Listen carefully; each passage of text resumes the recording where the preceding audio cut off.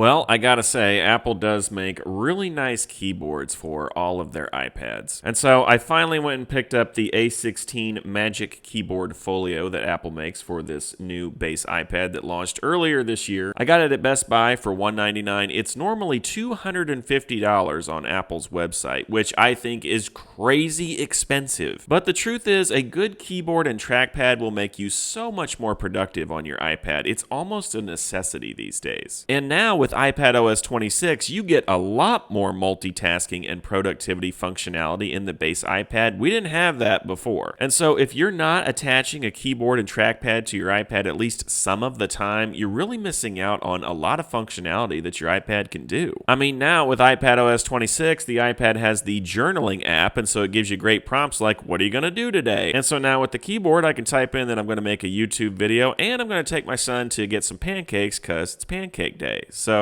it's going to be a good day. All right, so in this video, I want to give you a review of this very expensive but very nice keyboard that goes with the A16 iPad. I want to give you a rundown of its highlights, and then at the end of this video, I want to talk about, is it worth the money? Because let's be honest, if you're buying the A16 iPad, you're trying to get an iPad for an economical price. And if you get this keyboard through the Apple website, it almost doubles the price of the iPad, which I think is a little silly. So without further ado, let's get into it. Okay, so first off, this keyboard is a little different from the Pro and Air keyboard. So this comes in two pieces, which is what makes it technically a folio, I guess. And so you've got the one piece of the keyboard, and this keyboard does not work unless you attach it to the iPad. I did not see an option to use Bluetooth to connect this keyboard wirelessly. And then the second piece just fits flat against the iPad magnetically, and it's actually really nice, super thin. This keyboard adds really no bulk to the iPad, and that's what I really like about Apple keyboards with their iPads. They keep the bulk down. And I like the folio aspect of this keyboard because it's nice to get rid of the keyboard but still have some protection on the back. So if you're like me, you like to have the keyboard sometimes, but not all the time. Sometimes you just want to use your tablet in the tablet form factor. Well, this folio is pretty cool because you can just pop that keyboard off and just use your tablet in hand. I really like the felt backing of this keyboard. It just feels so soft and high quality, and you know your iPad's going to be nestled in there nice and comfortably. Okay, the next thing I want to note about this keyboard is that it has got the kickstand design, and that's a little bit different again from the Air and the Pro. So you've got this kickstand here, and it comes out to some decent viewing angles. You can change it up a little bit, nice and stiff so it holds the iPad well. And I actually tested this in my lap, and I thought it might be a little unstable, but it actually wasn't. I could actually type just fine with it in my lap. It wasn't bouncing or moving all over the place. It actually worked just fine. But just to give you a comparison, so this is the iPad Pro Magic Keyboard, and you can see it's more of a clamshell design, so it's all one piece. It's got the hinge there, and then everything attaches magnetically for a few different viewing angles. So the design is really quite a bit different for the base iPad as opposed to the Pro and the Air models. Now, one thing I do want to note with this particular keyboard is that it's white, and I don't know why Apple always does this because these keyboards get filthy. If you don't believe me, just go to Best Buy and look at the display model. It's filthy. And so I would recommend if you get this keyboard, you pick up some of those electronic cleaning wipes. I usually use those. I wring them out a little bit, and I keep the dirt off with those. It does require some maintenance because, like I said, these things are white and they just pick up dirt really easily. Now, let's talk about productivity for a second because the A16 base iPad got a huge boost this year with iPadOS 26. The beta is currently out right now, and that's what I'm demoing for you today. But we'll see the official launch in less than 3 weeks from the making of this video, so I'm excited. But now with iPadOS 26, you have a lot of multitasking functionality. You have the ability to open multiple windows. You have the ability to resize those windows with the little stoplight buttons in the top left corner. It's just really nice, and it's something the base iPad couldn't do before. Not really. So this iPad doesn't have true secondary display support, but you still can connect it to a monitor. And honestly, it's not that bad. It makes a nice little workstation. So I connected it to my Apple Studio display, and yeah, you've got a lot more screen real estate, and you can open up some windows and really get some work done with your keyboard and trackpad. But you say, oh, come on, Tech Dad, the sides are all cut off and you got all that black space. I know. But if you were a college kid and your dad had an extra monitor laying around and this was your setup, it's actually not that bad. Combine this thing with an Apple Pencil USB-C and you've got a great setup for a student. My son actually plugs his iPad mini into my studio display and he loves it. Plays video games on it. He really enjoys the bigger screen. And I really like in iPadOS 26 that you actually get a pointer now instead of a little circle with the the trackpad, and so it's just a lot more precise. And a lot of people on my channel ask, how do you have that pointer? It's iPadOS 26. Coming soon. Okay, so this keyboard is really high quality. The typing experience is great. The trackpad feels great. It's super thin, super light. Yeah,